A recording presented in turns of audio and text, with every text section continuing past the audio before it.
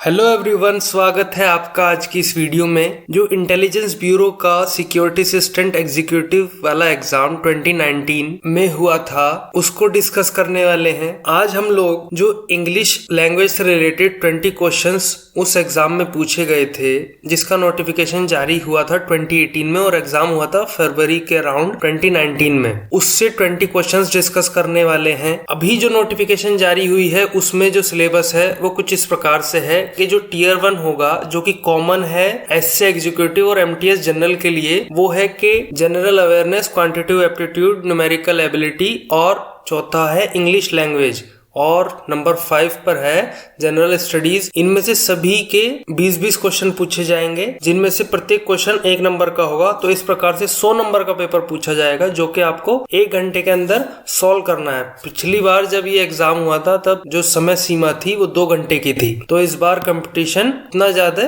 Tough नहीं रहने वाला है जितना पिछली बार था। पिछली बार तो 88 100 में से 88 89 इसके अराउंड जो है टीयर 1 की मेरिट गई थी, लेकिन इस बार उम्मीद है कि कम जाएगी क्योंकि समय एकदम से आधा कर दिया गया है। तो चलिए आज देखते हैं इंग्लिश वाले सेक्शन को, 1 बाय 1 क्वेश्चन डिस्कस करते हैं। पहला क्वेश्चन है, उसके लिए डायरेक्शन दी हुई है फॉर क्वेश्चन नंबर 61 to 70। 61 से 70 के बीच के जितने भी क्वेश्चंस हैं उनको क्या करना है आपको, complete the sentence by choosing the most appropriate option from those given below. देखिए, जहां भी इस तरह की डायरेक्शंस दी होती हैं कि आपको मोस्ट अप्रोप्रिएट चुनना है, तो वहां पर ध्यान देने वाली बात है कि आपको एक या एक से ज्यादा ऑप्शन ठीक लग सकते हैं, लेकिन उनमें से भी जो मोस्ट सुटेबल है, मोस्ट अप्रोप्रिएट है, वो आपको चुनना है। आते हैं क्वेश्चन की तरफ। क्वेश्चन नंबर 61 कहता है कि प्लेजर एंड पेन, सुख और दुख, आर इनसेपरेबल। इनसेपरेबल होता है जिसको अलग न किया जा सके। फेसट्स होते हैं पहलू। जो सुख और दुख हैं वो इनसेपरेबल पहलू हैं।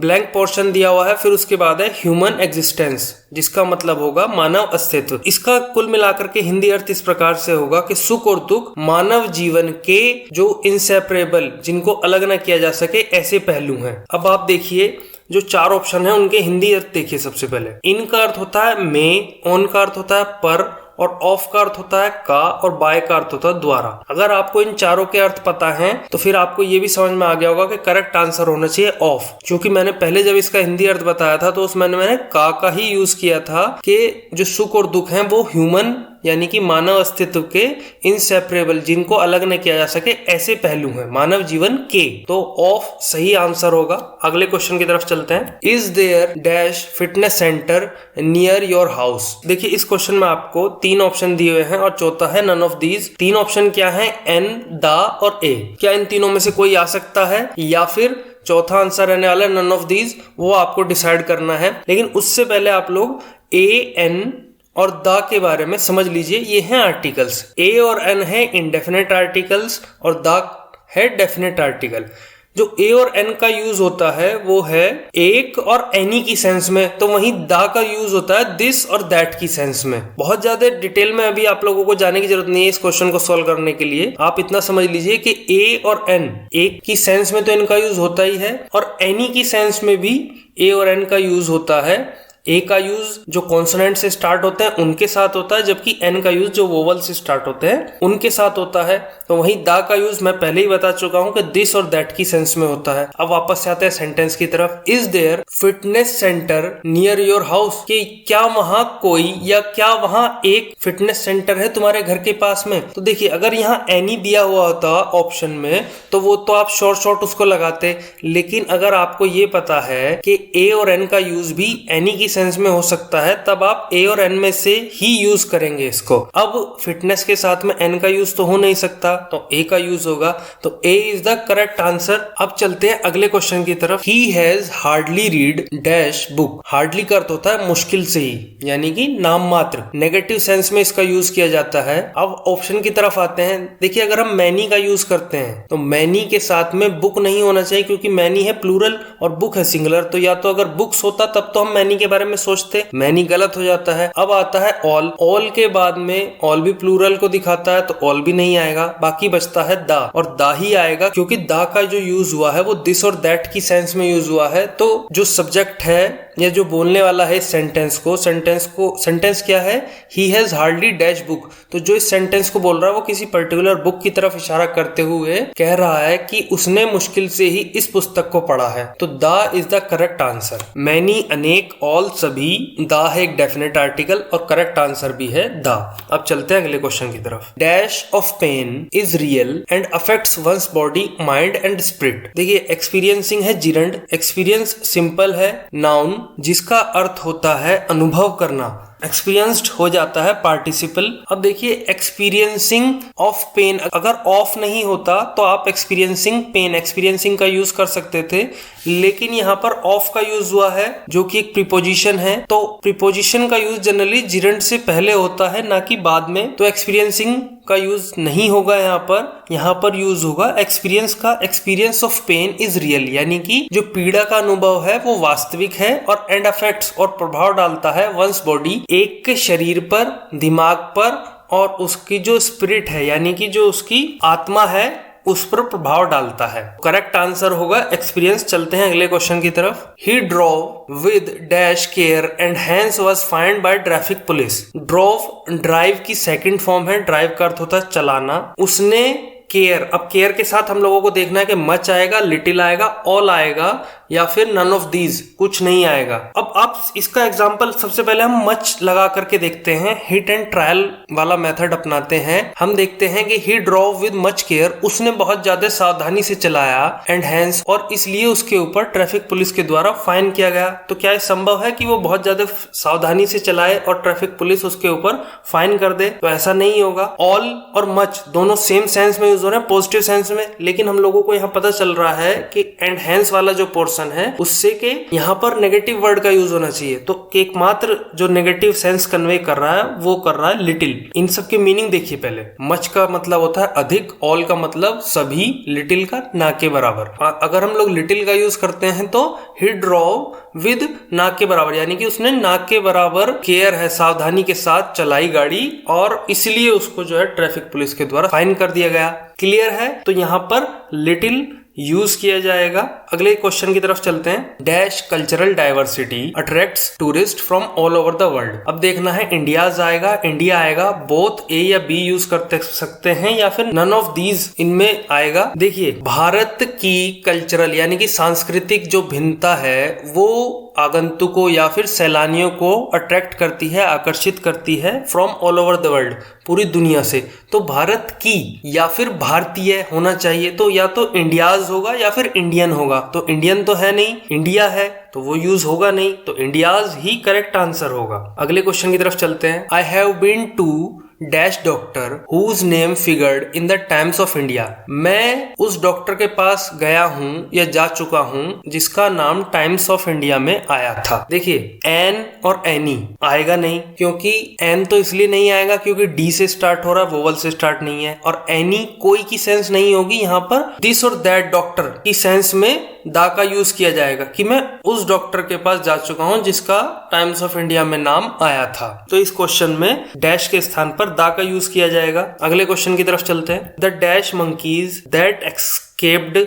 From the Delhi zoo were found eating bananas in a fruit shop. कि वो मंकीज जो दिल्ली जू से भाग गए थे वो पाए गए, कहाँ पाए गए? एक फ्रूट शॉप में, और क्या कर रहे थे? बनाना खा रहे थे। तो द मैनी मंकीज आएगा, होना चाहिए, या the three monkeys, the all monkeys, या डिफरेंट मंकीज। देखिए मैनी और डिफरेंट तो कोई सेंस बनाते ही नहीं है, और ऑल के साथ अगर दा का यूज होता है तो वो ऑल के बाद होता है, और अगर हम लोग ऑल यहाँ रखते हैं तो ऑल से पहले दा का यूज होगा, जो कि गलत हो जाता है। तो सबसे अप्रोप्रिएट जो ऑप्शन होगा वो होगा द थ्री। अगर ऑल का यूज करना है तो होना चाहिए ऑल द मंकीज। ऐसा तो संभव है नहीं, क्योंकि यहाँ पर डैश जो है वो केवल दा के बाद है। अगर दा से पहले होता तो ऑल चल जाता, लेकिन दा के बाद में डैश है, तो इसलिए थ्री मोस्ट अप्रोप्रिएट ऑप्शन होगा। इनका हिंदी अर्थ हो जाता है मैनी का है अनेक, ऑल का है सभी, थ्री का है तीन, और डिफरेंट का है भिन्न। अब चलते हैं अगले क्वेश्चन की तरफ। We are dash to go out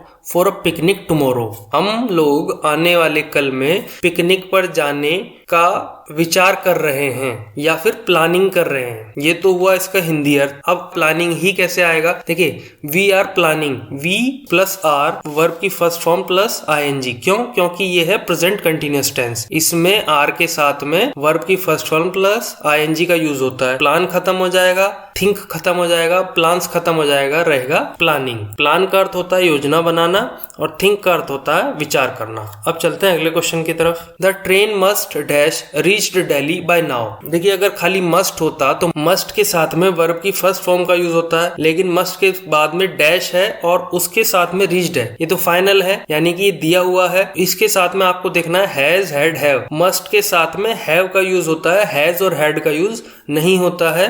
have के साथ में वर्ब की थर्ड फॉर्म का यूज होता है। तो जो सही सेंटेंस बनेगा वो इस प्रकार से बनेगा, the train must have reached Delhi by now. अब चलते हैं अगले क्वेश्चन की तरफ। For question number 71 to 75 select the word spelled correctly. Question number 71 में आपको 4 वर्ड दिए हुए हैं, इनमें से किसी एक की स्पेलिंग गलत है। वन बाय वन पहले तो हम लोग देखते हैं इनकी सही स्पेलिंग क्या है और मीनिंग क्या है, उसके बाद में आप लोग आंसर खुद समझ जाएंगे। देखिए सबसे पहला है मिसचीफ शैतानी, थीफ चोर, बिलीफ विश्वास और ग्रीफ दुख। तो अब तक आप लोगों ने नोटिस कर लिया होगा कि जो पहला वर्ड है मिसचीफ, जिसका अर्थ होता है शैतानी, उसकी स्पेलिंग गलत है। चीफ में ई आई की स्थान पर आई ई का यूज किया जाएगा, तो mischief is the correct answer. अगले क्वेश्चन की तरफ चलते हैं। यहाँ भी 4 वर्ड हैं, फेमिलियर, सिन, हैमर और ग्रामर। अब कुछ लोगों को आइडिया हो गया होगा, सभी के लिए इनका सबसे पहले मीनिंग और करेक्ट स्पेलिंग जानते हैं। देखिए फेमिलियर का अर्थ होता है परिचित, हैमर का अर्थ होता है हथौड़ा,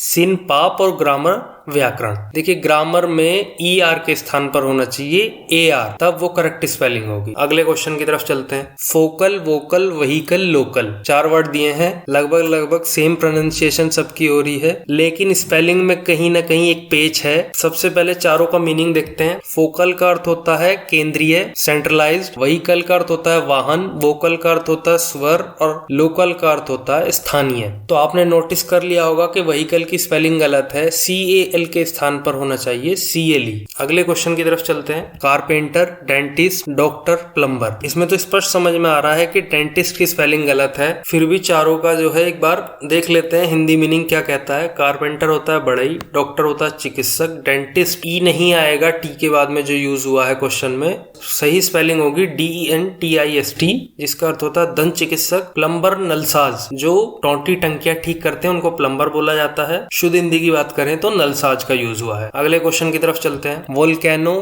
क्रेटर, लावा, अर्थ। जल्दी से चारों का मीनिंग देख लेते हैं और सही स्पेलिंग देख लेते हैं। वोल्केनो में के का यूज नहीं होता, सी का यूज होता है, बहुत ध्यान देने वाली बात है, जिसका अर्थ होता है ज्वालामुखी। लावा को लावा ही बोला जाता है, जो कि ज्वालामुखी से निकलता है। क्रेटर का अर्थ होता है गड्ढा और अर्थ का होता है पृथ्वी। तो volcano is the correct answer. अब है for the question number 76 to 80 please choose one of the 4 alternatives. 4 विकल्पों में से एक को चुनना है that can be substituted for the given sentence. जो सेंटेंस दिया हुआ है उसके स्थान पर अगर उसका यूज हो सकता है, तो बेसिकली 1 वर्ड सब्स्टिट्यूशन है। ये सेंटेंस है a person who believes in God, theist, cynic, atheist, none of these. इन सब की मीनिंग देख लेते हैं। थीस्ट होता है आस्तिक, यानी कि जो विश्वास रखता हो। अथीस्ट होता है नास्तिक, जो विश्वास ना रखता हो। साइनिक होता है निंदा करने वाला, जो हमेशा किसी न किसी चीज में दोष निकालता है, उसको साइनिक बोला जाता है। तो जो सही आंसर होने वाला है वो रहेगा ए person who believes in God, यानी कि एक व्यक्ति जो ईश्वर में विश्वास रखता है वो होगा आस्तिक। Theist is the correct answer. अगले क्वेश्चन की तरफ चलते हैं। Story of an individual by himself. किसी एक की कथा जो उसने स्वयं लिखी हो, तो उसको क्या कहेंगे? Biography, autobiography, history. पहले तीनों का मतलब जानते हैं। बायोग्राफी होती है जीवनी, इसका मतलब है कि किसी और ने किसी और के जीवन के बारे में जो लिखा हो तो वो कहलाई जाएगी बायोग्राफी। अगर आप अपने जीवन के बारे में स्वयं लिखते हैं अपनी कथा, तो वो हो जाती है ऑटोबायोग्राफी। और हिस्ट्री होता है इतिहास। तो जो इसका सही आंसर होगा वो होगा ऑटोबायोग्राफी। अगले क्वेश्चन की तरफ चलते हैं। ए बुक और paper written in hand, edition, draft, manuscript, इन सब के हिंदी अर्थ देख लेते हैं। एडिशन होता है योग या फिर वृद्धि, ड्राफ्ट होता है प्रारूप और मैन्यूस्क्रिप्ट होता है हस्तलिपि यानी कि जो हाथ से लिखी गई हो। तो जो सबसे अप्रोप्रिएट या फिर वन वर्ड सब्स्टिट्यूशन जो रहेगा वो रहेगा मैन्यूस्क्रिप्ट। अगले क्वेश्चन की तरफ चलते हैं। ए नंबर ऑफ शिप्स क्या कहलाता है, उसके लिए वन वर्ड आपको बताना है। फ्लीट, गैलेक्सी, कॉन्स्टलेशन या फिर ग्रुप। इन सब के पहले हिंदी अर्थ देखिए। फ्लीट का अर्थ होता है बेड़ा, कॉन्स्टलेशन का अर्थ होता है तारों का समूह या फिर तारामंडल, गैलेक्सी होता है आकाशगंगा और ग्रुप होता है समूह। आप लोगों को समझ में आ गया होगा कि fleet is the correct answer. अब अगले क्वेश्चन की तरफ चलते हैं। ए यंग काउ या फिर एक जवान गोवंश, उसको क्या बोलेंगे? बोवाइन बोलेंगे, हर्ड बोलेंगे, काफ बोलेंगे या फिर नन ऑफ दीज। हिंदी अर्थ समझो पहले। बोवाइन होता है गोवंशीय, गोवंशीय में आपका गाय, बैल ये सभी आ जाएंगे, जबकि काफ का अर्थ होता है बछड़ा। जैसे काव है तो उसके जो यंगर वंश होंगे उनको काफ बोला जाएगा, हर्ड, झुंड। तो क्लियर है कि इसका जो करेक्ट आंसर होगा वो होगा काफ। तो ये 20 क्वेश्चन आज हम लोगों ने डिस्कस करे। इन केस अगर कहीं आपको कोई पॉइंट समझ में अभी भी नहीं आया है तो उसको आप पूछ सकते हैं, उसको कमेंट्स में एड्रेस करने की कोशिश की जाएगी। Thank you.